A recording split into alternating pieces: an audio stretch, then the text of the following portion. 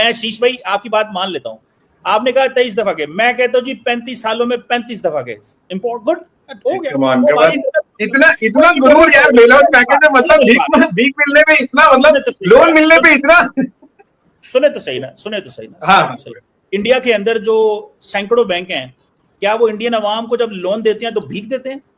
जब इंडिया की government India के लोगों को लोन देती है, सस्ते लोन देती है, तो क्या वो इंडिया की अवाम को भीख देती है? आजू you let me answer this, you let me answer this, क्योंकि जो कमल कह रहे हैं ना, जो कमल कह रहे हैं वो खाली इंडिया की बैंक और पाकिस्तान की बैंक नहीं होता, वो वर्ल्ड वाइड बैंक का रूल होता है। बैंक जब इंडियन अवाम को लोन दे वो भीख होती है। हाँ, मैं आपको बताता हूँ। यस कमल, अगर 35 साल में, है ना, अगर यहाँ पे तो होम लोन मैक्सिमम 30 साल का होता है, अगर 35 साल में कोई 28 बार ईएमआई ना भर के 28 बार भीख मांगने आए, 28 बार लोन लेने आए, तो वो अलाउड नहीं होता है। एंड आई एम श्योर आपके यहाँ भी नहीं होता होगा, है ना। आप वर्ल्ड बैंक और आईएमएफ के पास में जाएंगे 28 टाइम्स कि यार पिछले वाली ईएमआई नहीं भर पाए हैं, इंटरेस्ट नहीं भर पाए, तो एक और लोन दे दो। यस, अगर आप 28 बार मांगेंगे ऑन एन एवरेज, हर साल मांगेंगे, तो वो भीख ही होती है, फिर वो लोन नहीं होता। लोन एक बार होता है, 2 बार। आरजू आपके यहाँ होता है? अच्छा मुझे बताइए आरजू, पाकिस्तान में ऐसा होता है? पाकिस्तानी आवाम को, एंड आई वुड रिक्वेस्ट आपके व्यूअर्स प्लीज जरा कमेंट्स में बताएं, क्या आपके यहाँ ऐसा होता है बैंक लोन दे रही है और 30 साल में 28 बार आपको और लोन दिए जा रही है? ऐसे बैंक ऑपरेट कर रही है? अभी एक फाइनेंशियल अंडरस्टैंडिंग वाली बात है ना, 28 बार मांगोगे तो भीख होगी। मैं कहता हूं जी, इंडिया के अंदर जितनी कंपनीज हैं बड़ी बड़ी, अदानीज एंड अंबानीज, जो कि मेन फाइनेंसर हैं पीएम मोदी साहब के, उनमें से कोई एक भी ऐसी है जो बैंक लोन के बगैर चलती है? हर कंपनी हर साल लोन लेती है, हर एसेट पे लोन लेती है। 1 बार लेगी, 3 बार लेगी, 5 बार लेगी, 28 बार थोड़ी लेगी।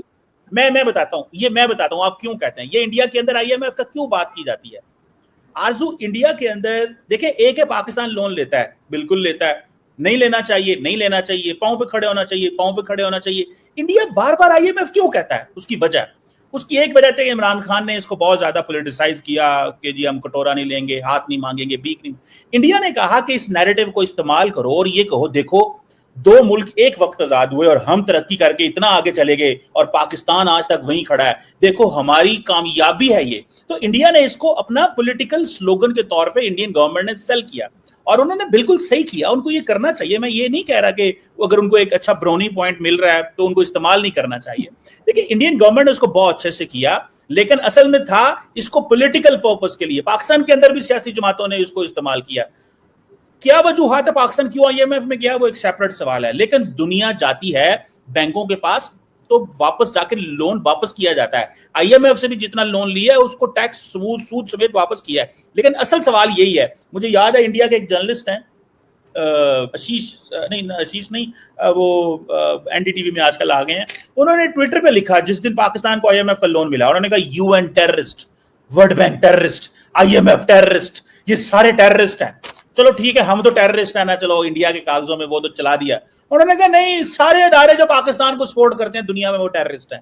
मैंने कहा यार ये कमाल लोग कर रहे हैं, ये क्या कर रहे हैं ये, मतलब ये छोटी छोटी बातें, मतलब आप दुनिया को टेररिस्ट कह दिया।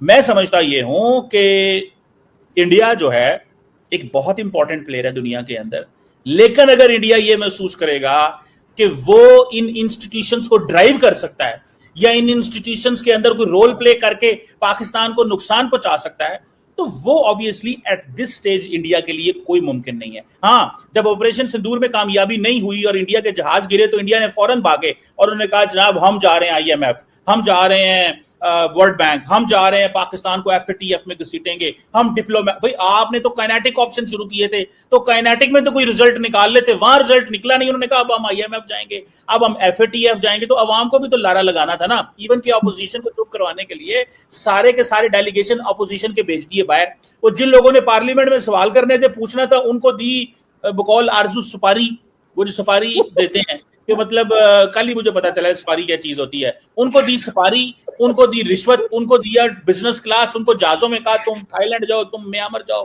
तुम बहरीन जाओ, तुम जद्दा जाओ, तुम अमेरिका जाओ। वो सारे खुश हो रहे हैं, मीडिया यहाँ से फैला रहा है बातें, और इंडियन गवर्नमेंट कामयाब हो गई अपोजिशन को जहाजों में डाल डाल के, वो बेचारे अपनी तारीफा कर रहे हैं। सर वो जो आप बता रहे हैं ना, उसको सुपारी नहीं, उसको घूस कहते हैं। अगर सुने असदुद्दीन वैसी, वो जैसे ही जहाज से नीचे उतरा, असदुद्दीन वैसी जैसे जहाज से नीचे उतरा वो फिर शुरू हो गया मोदी साहब के खिलाफ।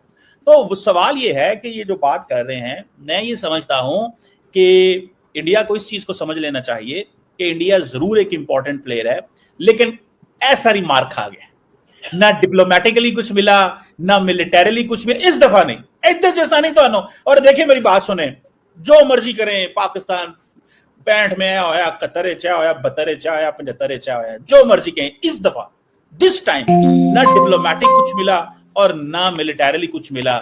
और मैं समझता हूं कि इंडियंस भी आप पूछते हैं, वो एक खान सारा इंडिया के अंदर, वो उसको मैं सुन रहा था, वो बड़ा पॉपुलर है यूथ के अंदर, बिहार के अंदर। तो वो उसने कहा हमें क्या मिला ऑपरेशन सिंदूर से, कुछ भी नहीं मिला। ठीक है, तो अब जारी बात है, मोदी साहब ने इतना पैसा फेंका है, उन्हें कहा सटो रुपये इंडियन मीडिया में, ठीक है, और नैरेटिव बनाओ, तो बन रहा नैरेटिव वहां। आशीष वाकई में ऑपरेशन सिंदूर से कुछ नहीं मिला। मुझे लगा खान सर अभी आजकल एटलीस्ट 1.5-2 महीने से ना इंडिया में, पता है किस लिए पॉपुलर है? वो इसलिए पॉपुलर है कि वो उन्होंने एक स्टेटमेंट दिया है कि पाकिस्तान का map looks like a dog. वो इसलिए पॉपुलर है। आप देखिएगा, गूगल करिएगा।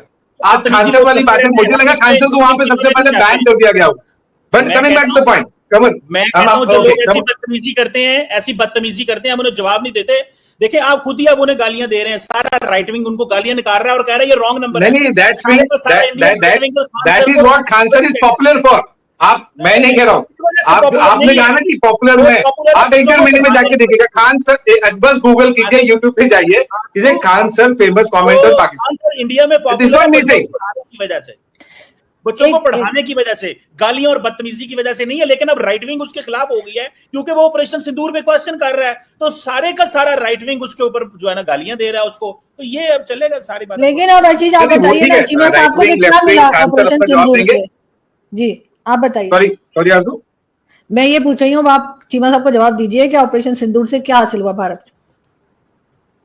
हमने तो पूरे प्रूफ दिए कि कितने सारे बेसिस हमने उड़ाए हैं, कितने बड़े बड़े गड्ढे किए, सैटेलाइट इमेज से लेके, और हमें प्रूफ देने की जरूरत नहीं थी। बाय द टाइम हमें यहां पर ऑफिशियली प्रूफ दिया जाए, वीडियोस तो आप ही की तरफ से आए थे, लेकिन जब हमारे ये नुकसान हुआ, वो नुकसान हुआ, ये क्लेम्स को लेकर जब हम क्वेश्चन पूछते हैं, ना किसी पाकिस्तानी जर्नलिस्ट के पास, ना किसी पाकिस्तानी मिनिस्टर के पास, ना किसी न्यूट्रल थर्ड पार्टी के पास में कोई प्रूफ नहीं मिलता है कि हाँ इंडिया को ये नुकसान कर दिया, इंडिया को वो नुकसान कर दिया। ये तो केवल जुमले वाली बातें होती है। और ये किसने कहा कि हम मिलिट्रीली अगर कोई एक्शन लेते हैं तो उसका ये डिप्लोमेटिक एक्शन हम नहीं ले सकते, उसके फाइनेंशियल एक्शन नहीं ले सकते? ये तो 360 डिग्री एक्शन लिए गए थे, इसीलिए kinetic, diplomatic, non kinetic, all sorts of action, तभी तो इंडस वाटर वाला एक्शन लिया गया, तभी तो हमने सारे हमारे डिफेंस अटैचे, जो फॉरेन के डिफेंस अटैचे न्यू दिल्ली में बेस्ड है, उन सबको ब्रीफ किया गया, एम्बेसडर्स को ब्रीफ किया गया, हमारे डेलीगेशन लेके चले गए।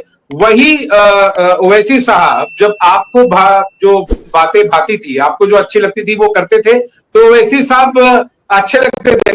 अब ओवैसी साहब जब वो फैक्चुअल बातें कर रहे हैं, अब उन्हें लग रहा है कि नहीं सिंदूर में हमने बहुत अच्छा काम किया, तब आपको ओवैसी साहब अच्छे नहीं लग रहे, अब आपको खान साहब भी अच्छे नहीं लग रहे।